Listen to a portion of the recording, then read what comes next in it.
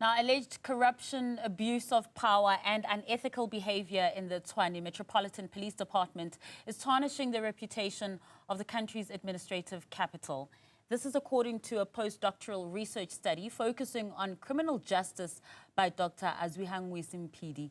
The study has found that motorists in the city view the TMPD as predators rather than protectors. Now, for more on this study, I'm joined by Dr. Mphidi, who joins us live. A very good evening to you, Dr. Mphidi. Thank you so much for your time. Your research paper really delves into the nitty-gritty of it all. The trust deficit between citizens and law enforcement has clearly been growing over the years as well. But if you could just give us a brief overlay of your research and your motivation behind it.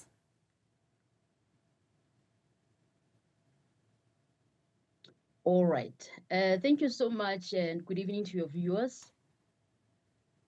I'm a passionate law enforcement professional by nature, and I know that in life, nobody will ever be happy if we don't feel safe and secured. Whether we are in transit, we're as motorists, or we're in our homes. So I'm just all about safety and security. We can have everything we want in the world, but if we don't feel safe and secured, nothing can just be what is life. It cannot. We can't be happy. So this study motivated me because I have been seeing everything as a motorist myself within the Tshwane municipality. I have been noticing it's been happening to me. It's been happening to other residents. And I've also noticed that the city has been trying to address it because residents will send complaints and then they will answer it through media statements. So I found out that actually this profession is very important. And we know we depend on the TMPD anywhere where we are. So now it is very important that the TMPD knows how we feel as the residents and how much, personally as I am, love the profession. That no, things must be done right here from both sides of the civilian and the traffic police officials. Yeah, and one of the key findings of your research was the hiring practices. And quite concerning, what you found is that there were individuals with criminal records who were still being recruited.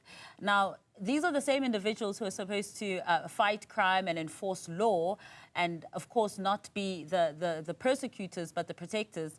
So what happens to the vetting process, Doctor? What's happening is that, what's supposed to happen is that the TMPD must make sure that they plan in advance. They get a list of how many police officials or intended police officials who are supposed to be coming for training. And then they make sure that they send those records to Criminal Records Center. They need to establish a special relationship with the South African Police Service and their criminal center so that they prioritize them, so that the vetting process takes, let's say, it gets done and within under a month, so that the TMPD does not have to be in trouble by recruiting people who have criminal records. So this can actually be done with by just salvaging the relationship between the SAPS and the TMPD to avoid the problems. Now, the big elephant in the room as well when we're talking about this is bribery. Why is it that it's so prevalent? Would higher salaries perhaps deter this, or it's not purely about money anymore? Sometimes in this profession, just like the SAPS, the TMPD officers, they do struggle. And sometimes they don't get enough incentives. But that doesn't mean that it should be the excuse for briberies and other things. It is actually an ethical issue. It's a personal ethical issue. I know that, let's say, for example, I'm a hired TMPD officer. I've taken an oath and I'm an ethical person. I expect to be trusted by the public out there, and I want to be trusted as well. So it starts with self-respect and having ethics and understanding the purpose of the mandate of the TMPD. So violating that by taking bribes and soliciting bribes and other acts like that, it tarnishes not only the uniform, not only the TMPD, but myself as a police officials and the person or the motorist or the client that I'm supposed to service. They tend to see me in a different way. The perception differs. And then next time when I stop them, what do? It's either they're thinking about that, or they can just evade the law, and then they contribute to evading laws. And when you speak, Dr. Mphidi, about this being an ethical question as well, looking at your research, which found that over 200 officers in the TMPD have been under investigation, what kinds of allegations are we talking about here? The type of allegations that we're talking about, it's about complaints. They just include corruption and some misconduct. You find that police officials, or let's say municipal police officials, they stop me as a motorist, and then of course, they're supposed to search me, yes, but what happens? And then they search and even take things away from me, you see. And then I will not keep quiet as a motorist. What do? I go and report them, you see. So there is a line that was crossed there. You understand what I'm saying? So I go and report them and say they stole from me. You see, now that's a criminal offense as well. And in those cases as well, where you have had motorists who have reported these officials as well, what is the accountability process? Are there disciplinary measures that are being enforced correctly and accurately so? Or is there a lack of accountability that's feeding into this as well? Because there is lack of evidence and lack of robust accountability framework and digital recording tools to make sure that the cases are solid. It becomes difficult to prosecute and verify, allowing some officials to evade the law. So sometimes it's his word against mine. You see, so some of the cases, there's evidence, yes, some there isn't, and it's very difficult to prosecute them. And then in that case, of course, then they are allowed to continue with their duties and then could do it again. And then again, in that case, it's another one person's word against the other. So where does it end? Because it sounds like a vicious cycle. What's happening is that I feel that what needs to be done is that addressing corruption in the TMPD will acquire serious urgent reforms, and not just the TMPD, all the municipal police officials, as you can relate from the issues of Ekurhuleni. Each and every municipality in South Africa, they do as they please, they do as they want. However, I feel that there is a need for a new South African Municipal Policing Act. And this act can be able to assist in making sure that all the municipal police officials are registered.